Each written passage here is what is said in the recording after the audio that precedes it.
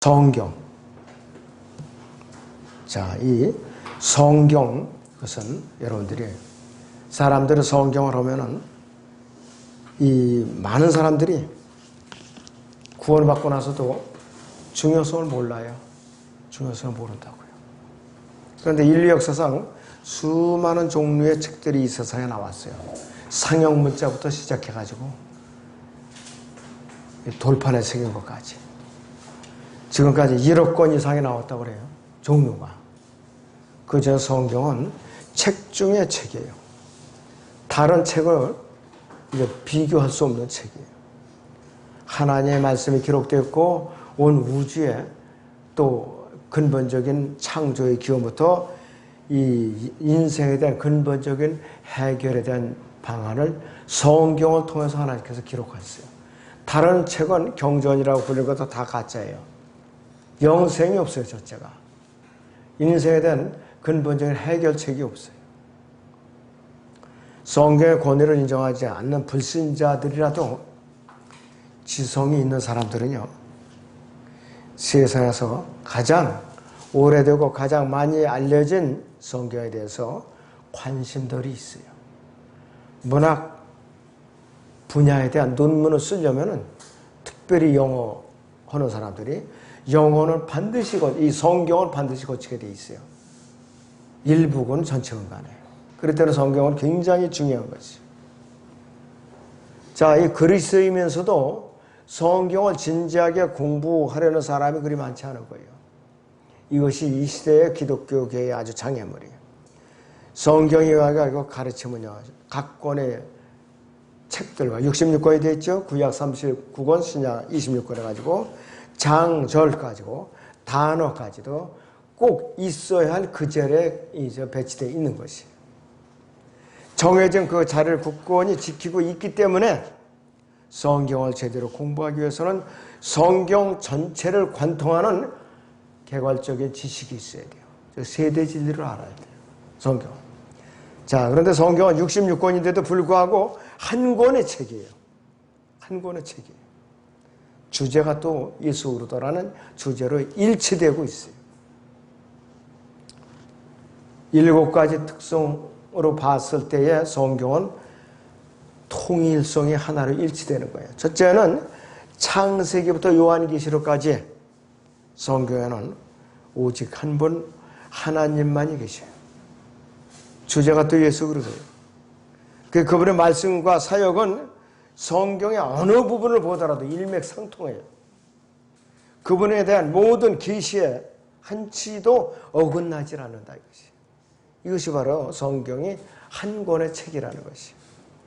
성경은 하나님과 인간의 관계, 끊임없이 창세기부터 요한계시록을 하나님과 인간의 관계에 대해서 계속 다루고 있어요. 일관성 있게. 또 성경은 미래를 언급한 책인데 도저히 일어날 것 같지 않은 확률이 너무 희박해서 이 초림은 10 곱하기 157승분의 1의 지수함수의 확률이에요. 재림은 800여 가지가 남아있는데 10 곱하기 897승분의 1의 함수예요. 컴퓨터를 계산하려도 지금 슈퍼컴퓨터, 요즘 컴퓨터를 계산하려도 하면 무지무지하게 복잡할 거예요. 이 정도 확률에 우리는 목숨을 걸고 있는 사람들이에요. 세상의 로또 복권은 이거야. 확률이 몇천 배도 더 많아요. 이 확률보다. 근데 우리는 그 재림에다 확률을 걸고 있으니까 세상 사람들은 아이 정신 나왔다. 그러는 거야, 우리 보고. 되지도 않은 소리 한다 그러고.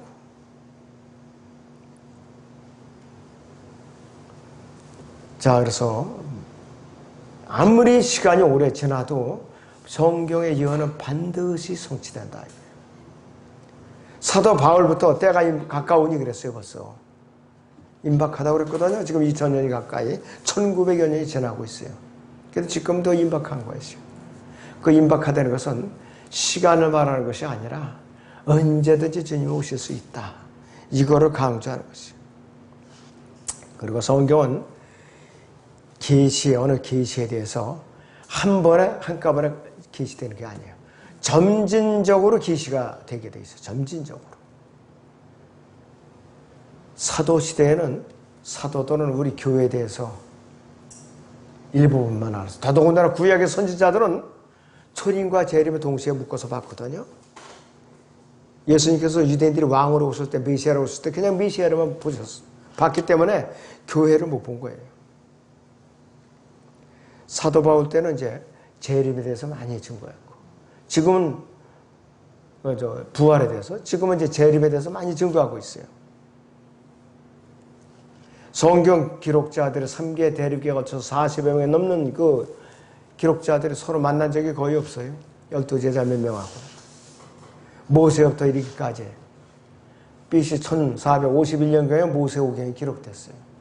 요한 계시록을 비롯해서 요한 서신이 AD 91년에서 100년 사이에 기록이 됐어요. 한 700여 년, 거의 한 20세기 정도 된다 이것이. 그렇기 때문에 한 사람의 저자가 이전의 계시를 갖다가 이제 토대로 새로운 계시를 기록한 후에 붓을 놓으면은 또 다른 또 기록자가 나타나서 또 이제 이어서 기록하고 또 기록하고 이렇게 갖고 하나의 주제로 집대성된 것이 바로 성경이라 이것이. 지금은 아무리 여러분들 예를 들어서 5명의 논문을 쓴다고 해봐요. 일부러 지도교수가 강의를 해줘. 이런 토대로 이렇게 논문을 작성하라. 그런데도 불구하고 하룻밤 사이고 주제를 정해줬는데도 줄거리도 정해줬는데도 불구하고 작성해서 온 곳이 보면 핀트가 서로 빛나는 거예요. 사람이기 때문에. 그 성경의 저자는 성령님이시기 때문에 주제에서 벗어난 적이 없어요. 한 번도. 그리고 성경은 처음부터 끝까지 구속에 대해서 증거하고 있어요. 또 처음부터 일관되게 끝까지 육신을 몸을 입고 오신 인간으로 오신 예수 그리스도의 사역에 대한 위대한 주제를 다루고 있는 것이에요. 구약에서도 예수님께서는 주의 천사로 나타났어요. 이스라엘 출입해서 가나안 땅으로 인도할 때도 주의 천사가 나타났어요. 인도해 줬다 이것이. 그리고 이 40여 명에 이르는 저자들이 점진적으로 진리를 밝히면서 여러 세기 동안 오랫동안 이제 기록을 해오면서도 교리적으로 전혀 모순됨이 없다는 것이요. 창세기부터 요한계시록까지 완벽한 조화를 이룬 것이요. 자, 이런 점으로 이제 볼 때에 성경이 다른 책들과 비교가 안 되더라 이것이요. 다른 책들과 비교가 안 돼요. 그렇기 때문에 성경은 여러 권의 책들이 모여서 한 권이 된 것이요. 여러 권의 책들이. 각각의 그 당시에 저자들은 독립된 그 책들을 기록을 했어요. 근데 그 저자들이 세상을 떠나고 맨 마지막에 사도 요한까지 뒤로 돌아보니까 이게 일치되는 거예요. 너무나도 일치돼요. 그리고 성경은 각 책마다 각각 주제가 특징이 있어요. 창세기는 성경의 모판이에요. 66권을 다루는 모판이라는 것이. 그런데 그 책 자체가 주제별로 또 다르면서도 성경 전체는 일맥상통한 거예요. 예수 그리스도. 그리고 구약의 메인 주제가 재림이고 신약의 메인 주제는 고난이고 신약구약 전체의 메인 주제가 왕국이라 이것이에요. 근데 어떻게 이렇게 끼워 맞출 수가 있는 거야? 인간으로서 불가능한 것이. 창세기는 모판이라고 그랬죠. 마태복음은 그 왕과 왕국에 대한 책이고, 마가복음은 종으로서 하나님에 관한 책이고, 누가복음은 인자로서 관한 책이고, 사도 요한복음은 하나님의 아들로서의 책이에요. 그리고 사도행전은 사도시대에서 교회시대로 넘어가는 과도기의 책이라 이것이. 그래서 사도행전은 지금 이 시대에 교리로 적용을 시키면 날벼락을 맞는 것이에요. 히브리서는 또 환난을 겪는 유대인들을 향한 책이라 이것이. 그런데 이 성경의 각 책들은 내용에 따라서 몇 가지로 분류가 될 수가 있어요. 5가지로 분류하는데, 첫째는 준비를 이제 하는 과정이 구약이에요. 준비를 하는 과정이 구약이에요. 사복음서는 예수 그리스도의 나타나심에 대한 기록이 되어 있어요. 사복음서는. 그리고 사도행전은 말 그대로 사도들의 행동을 갖다 기록한 거예요. 전파. 그 다음에 바울 서신을 비롯한 또 이 일반 서신들은 그에 대한 설명을 하는 거예요. 부연 설명을 계속 한 거라 이것이. 그리고 요한계시록을 통해서 성경은 완결이 된다 이것이. 요한계시록을 통해서. 구약은 예수 그리스도의 나타나심을 위한 준비 과정을 말하는 것이라고 했어요. 자, 그래서 각자의 책들이 담고 있는 독자적인 진리가 한 가지 주제로 어떻게 일치될 수가 있는가? 하나님께서 개입하셨기 때문에 가능하다. 하나님께서. 여러분들 지금 이 도서관에 가면 수많은 책들이 있는데 내용이 다 틀리죠. 저자마다 다 달라요. 다 다르다 이것이. 모세오경만 해도 주제가 다 다르잖아요. 모세오경만 해도. 출애굽기는 이스라엘 민족의 이제 구속을 다루고 있지만은 레위기는 하나님께 드린 제사법에서 다루고 있고, 또 민수기는 이스라엘 민족이 방황하면서 실패하면서 벌받은 거. 그 다음에 이 신명기는 이스라엘이 이제 유업의 땅에 들어가기 직전에 눈앞에 두고 그들에게 경고와 훈계를 담고 있어요. 왜 그런가? 20세 이제 이상은 다 죽었거든요. 새로 태어난 세대에 새로 이렇게 학습을 할 필요가 있었다가 있어요. 그리고 이제 욥기라든지 시편, 잠언 같은 시가서는 이 이스라엘 백성들이 그들이 하나님의 섭리 가운데서 어떻게 다양한 환경과 사건들 속에서 겪었던 영적인 체험들을 어떻게 처리하고 어떻게 그들이 고난을 헤쳐나가는가, 그거에 대해서 다루고 있고, 이 시대에도 우리에게도 변함없이 적용되고 있어요.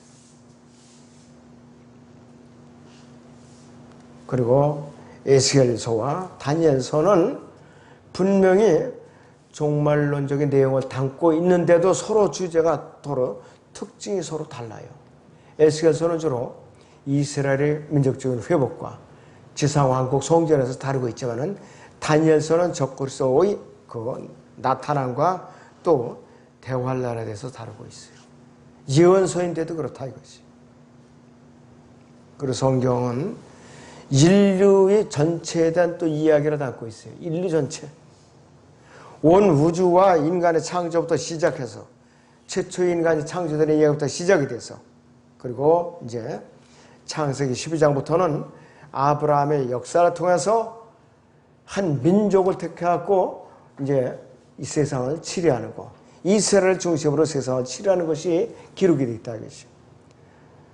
자, 이방인들은요 언제든지 이스라엘의 이제 곁다리예요. 메인 주제는 이스라엘이에요. 지금도 그래요. 마찬가지. 이스라엘 민족에게 부여된 임무가 있는데, 우상 숭배가 그 당시에 가나안 땅에 벌써 자리 잡고 있어요. 사탄이 7 족속을 갖다 딱 심어놓은 거예요. 그러면은 너희들을 들어가면은 그들을 다 죽여라. 심지어는 동물까지 다 죽여라. 그리고 너희는 그 신들을 섬기지 말라 했는데 결국은 섬기다가 이렇게 지금 벌을 받고 말았어요. 그리고 너희가 진정으로 복을 받기를 원한다면 우상을 멀리하고 하나님만 나만을 섬기라 그랬어요. 그리고 이스라엘에서 하나님의 계시를 받고 그것을 보존하는 책임이 지금도 주어져 있어요. 성경을 기록하고 보존하는 일. 로마서 3장에 바로 그거예요. 그리고 이제는 이스라엘을 통해서 메시아께서 이제 나타나셔가지고서 이제 이스라엘을 갖다가 직접 통치하시는 일, 그것이 이제 남아있다 이것이요. 그 성경에 나타난 이스라엘에 대한 일부 민족적인 7가지 기간이 있어요. 아브라함은 창세기 12장에서 부르셔갖고 출애굽기까지가 한 기간이고, 출애굽기에서 여호수아의 죽음까지 한 기간이에요.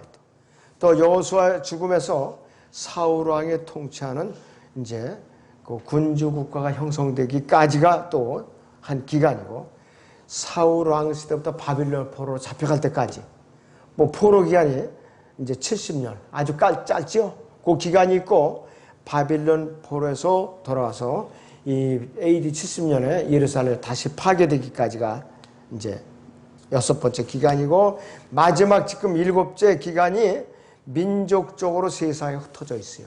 세상이라는 무덤에 갇혀 있어요. 그래서 우리는 언제든지 하나님의 섭리를 보려면 이스라엘 역사를 봐야 돼요. 성경을 통해서 이스라엘을 어떻게 다루시는가 이거예요. 이스라엘을 모르면 성경을 모르게 돼 있어요, 우리가. 그래서 지금은 유대인들과 이방인들과 하나님의 교회로 이제 나누고 있지만은 유대인들을 무시하면 절대로 안 돼요. 얼마 전에 이스라엘 대통령이 우리나라 다녀갔죠. 처음에는 거부했어요, 못 오게. 이번에는 어떻게 왔어요. 그래갖고 경고를 하고 왔어요. 경고. 다 하나님께서 역사하신 거예요. 그나마도 우리나라가 멸망하지 않으냐고. 사도행전 2장에서 또 요한계시록 4장까지는 역사 무대의 교회가 주인공입니다. 그 기간 동안. 자, 그리고 뭐니 뭐니 해도 성경의 핵심 주제는 예수 그리스도예요. 핵심 주제가 예수 그리스도예요. 디모데전서 3장 16절을 보죠. 디모데전서 3장 16절을 보겠습니다.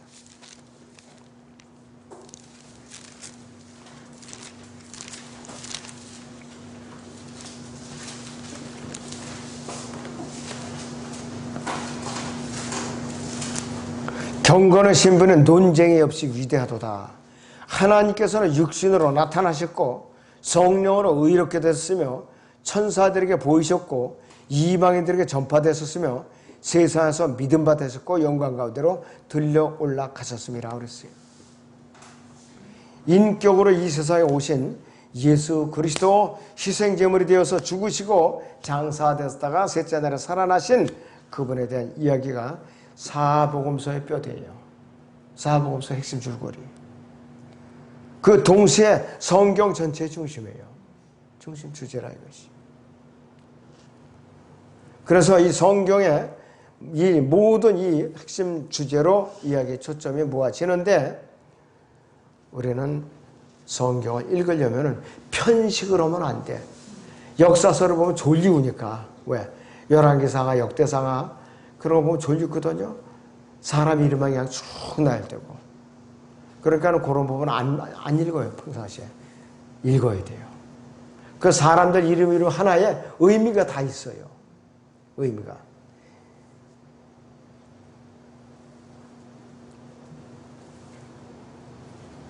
자, 여러분들이요. 성경은 모든 책 중에 책이면서 66권이 한 권의 주제를 묶인 책이라 이것이. 바로 그 핵심 주제가 누구냐? 다윗의 아들이요 아브라함의 아들이 예수 그리스도가 주제였어. 이스라엘을 비롯해서 모든 민족들에 대해서 다시 오시겠다고 약속하신 예수 그리스도의 약속만이 인류에게 유일한 소망이에요. 그나마도 물론 대환란을 통해서 믿지 않고 배척했던 이방 민족들이 많이 죽겠지만은 그나마도 그분께서 오셔갖고 이 땅에 직접적인 왕국을 세우면 이 세상은 회복되게 돼 있어요. 디도서 3장 5절에서는 우리가 영이 이제 새롭게 되는 거예요. 근데 마태복음 19장 28절에서는 땅이 새롭게 되는 거예요. 예수님께서 오시지 않으면 이 땅, 저주받은 땅이 회복이 될 수가 없어요. 절대로 회복이 될 수가 없어요. 그렇기 때문에 예수님께서 이 세상에 오시면 모든 피조물이나 이 세상 모든 사람에게 소망의 길이 열리는 것이에요. 자, 우리 교회는 어떤 소망을 가져야 되는가 그렇다면 요한복음 14장을 봅니다. 요한복음 14장.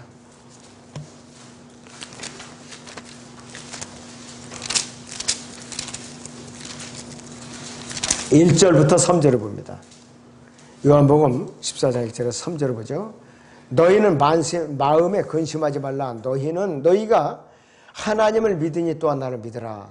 내 아버지 집에는 많은 저택들이 있느니라. 그렇지 아니하면 내가 너희에게 말하였으리라. 나는 너희를 위하여 처소를 마련하러 가노라.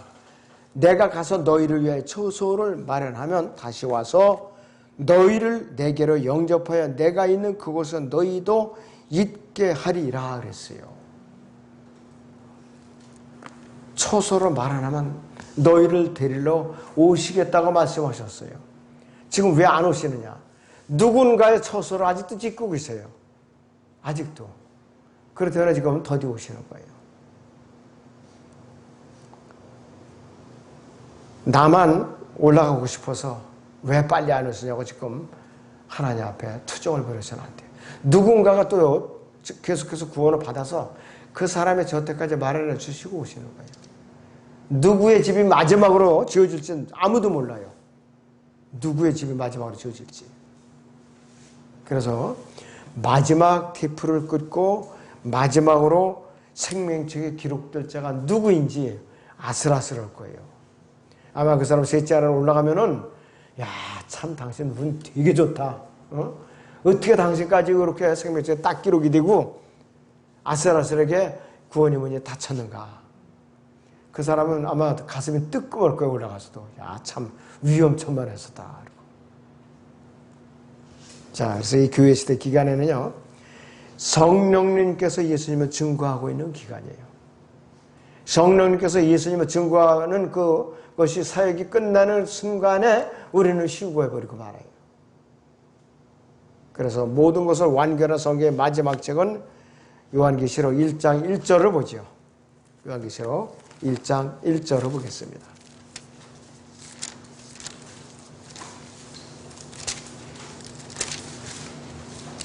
예수 그리스도에 관한 계시라. 이는 하나님께서 반드시 속히 일어날 일들을 그의 종들에게 보이시려고 그에게 주신 것이요 그의 천사를 그의 종 요한에게 보내어 알게 하신 것이라 그랬습니다. 요한은 하나님의 말씀과 예수 그리스도의 증거와 자기가 본 모든 것을 증거하였느니라.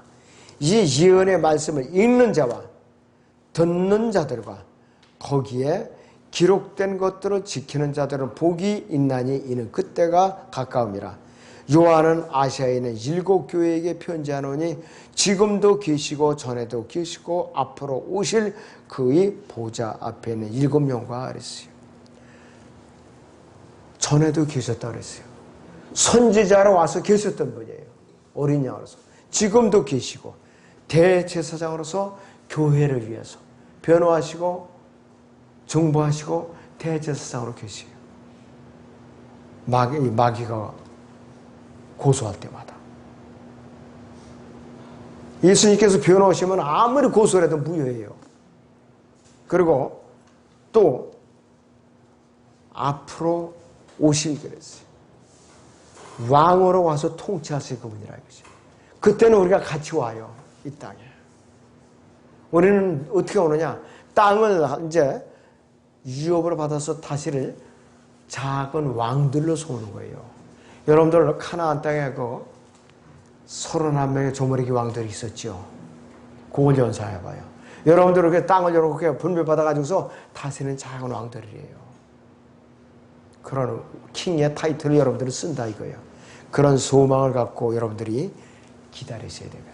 기도하겠습니다.